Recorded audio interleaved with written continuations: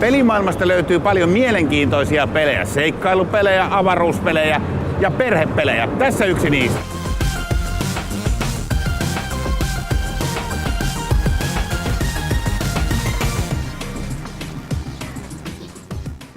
So my name is Sean Susi. I'm one of the multiplayer design leads at Sledgehammer Games on Call of Duty World War II.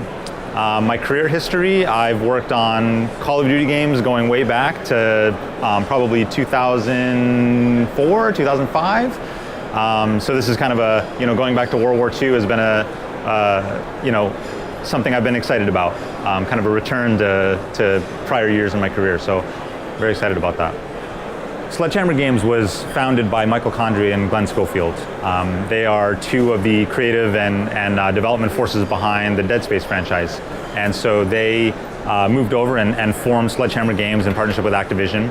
And we've been going since then. We started with Modern Warfare 3, Call of Duty Modern Warfare 3, Advanced Warfare, and now Call of Duty World War II. Cool. So working on Call of Duty World War II has been just an honor. It's been a fun game to work on. Just getting to get into the history of World War II, and as I said, I've worked on World War II Call of Duty games in the past, so getting back to that has been just great for me, and the team we've all immersed ourselves in this history. There's so much rich history behind World War II, and it's been just an honor to be able to represent that in this game. So we've got some really great new features that we're bringing to this game. The biggest ones that we're really excited about are Headquarters, which is a social space, brand new to Call of Duty MP, so it's a place that you can get together with your friends, meet up and head off into matches. You can kind of showcase your gear. There's a firing range in the Headquarters now, so the firing range now no longer is a solitary experience. So you will walk up to the firing range and you'll see a line of other players shooting at targets, and you can kind of engage in a semi-competitive kind of firing range shootout. There's the 1v1 pit, which is really fun. You can queue up for 1v1 matches, which is awesome. We have a lot of fun with that at the office. Score streak training, which is a place you can go and kind of practice with your score streaks and get a feel for them, so that when you earn it and use it in the game, you kind of get the most out of it. So that's something that we're really excited about, one of our biggest innovations. Divisions is a reimagining of the creative class system. So Pick 10 system that you've seen in previous Call of Duty games is now completely replaced by the Division system. Divisions are made of three primary components. There's your divisional training, which is unique to each division. You've got your divisional weapon skill, which is also unique to each division. And then you've got your basic trainings, which you can kind of mix and match across the divisions.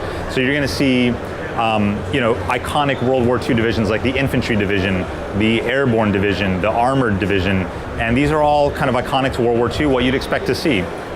Infantry is kind of focused on rifles. It's got the bayonet attachment, which gives you one-hit melee kills, a bayonet charge. Airborne allows you to stick a silencer on your gun. The Armored Division, you can mount your LMGs on any surface in the game.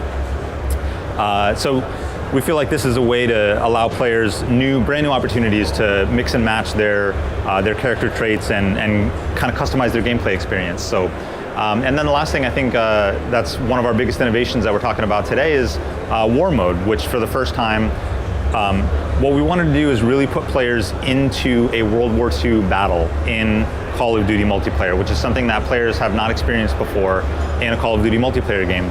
So there's a historical inspiration for these maps. These maps are custom built for this experience, and we wanted to put players in an actual battle. So the map that we have at Gamescom here and players are going to get to play in the beta is called Operation Breakout, which is based on the Allied push out of the beachhead at Normandy. And you're going to be doing things that soldiers actually did in war. So you're starting off by capturing a manor that the Germans were holding as an operating base. So you're kind of establishing a forward position. Next, you're building a bridge so that your tanks can move forward.